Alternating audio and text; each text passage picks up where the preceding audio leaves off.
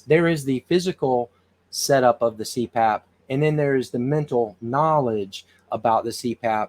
And both pieces of that really have to be hitting on 8 cylinders for it to really work right and for you to be the most successful possible.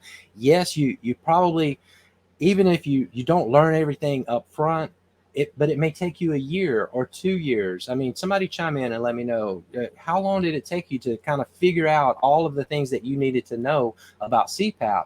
And so why waste all of that time when you can just join the CPAP Academy, take all of these courses, then you will know, probably, honestly, you're going to know more than some of your doctors, not your sleep doctors. Now they're going to know more, but your regular doctors, they don't deal with CPAP machines. They don't really know that much about CPAP machines. They understand sleep apnea. They understand that the CPAP machine is going to be good for you. But as far as the detail and the nuances,